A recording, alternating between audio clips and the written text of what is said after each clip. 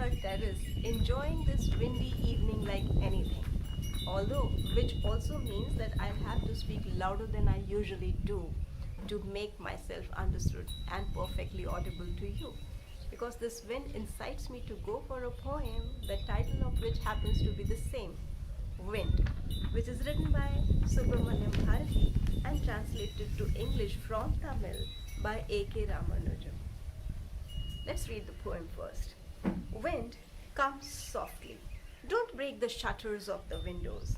Don't scatter the papers. Don't throw down the books on the shelf. There, look what you did.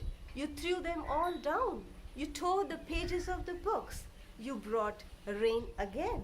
You're very clever at poking fun at weaklings. Frail, crumbling houses, crumbling doors, crumbling rafters, crumbling wood, crumbling bodies, crumbling lives, crumbling hearts.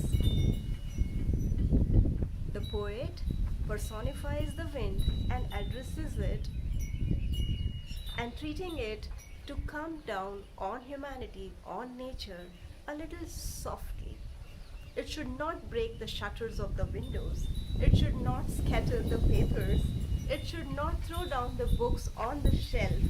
Look, it has already done the same, with the poet is imploring it not to. It has thrown them all down. It has torn the pages of the books, not mine. It has brought rain again. Yes, wind is most of the times coupled with rain. So it turns out to be a beneficent as well as a destroying power. At times we are able to enjoy this because it pats on us in a very soft way. It kisses your feet and makes them dance in the air. But at other times it brings havoc. It plays havoc on you, on nature, on animals, on children, on any weakling which happens to be there, unable to withstand its vigorous energy. It's very clear at poking fun at weaklings.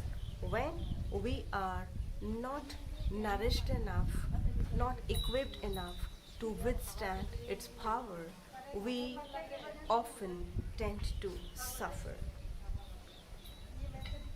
The houses crumble, the doors crumble, the rafters crumble, the wood crumbles, bodies crumble, and lives crumble, and hearts crumble too.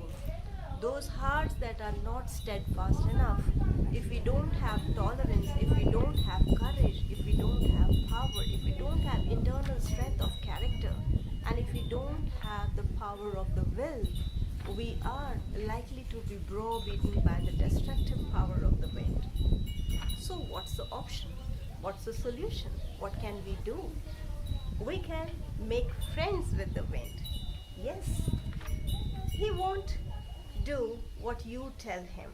So, come, let's build strong homes. Let's joint the doors firmly. Practice to form the body. Make the heart steadfast. Do this, and the wind will be friends with us. The wind blows out weak fires. He makes strong fires roar and flourish. His friendship is good. We praise him every day. Let's make friends with the wind. And it's we who can do something to be able to fly in the teeth of the destructive power of the wind and save ourselves and the others we care for. We can build stronger homes that might not cave in the presence of harsh winds. We can joint our doors firmly, which is what we do when there is a windstorm. We do it. And we can firm the body. We have to make ourselves strong enough, and our heart has to be steadfast enough. It doesn't have to crumble under the weight of the pressurizing movements.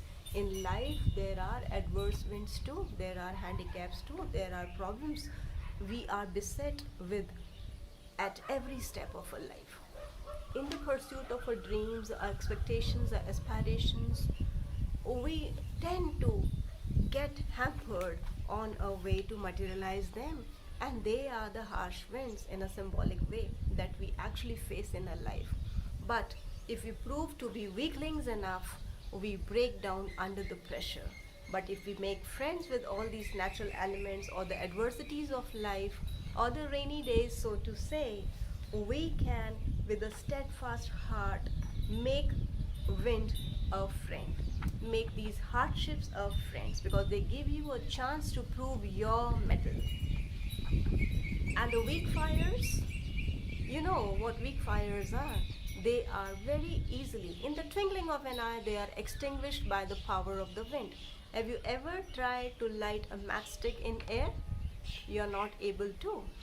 But when we talk about a strong fire, it rather gets more roaring and gets more flourished under the impact of the wind.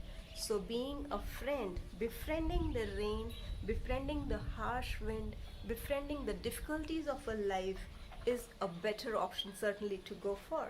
And we should praise Him every day. We should praise the wind, we should praise all the elements, all the agents of God that happen to be there in a life, testing our mettle, testing our fortitude, testing our tolerance time and again.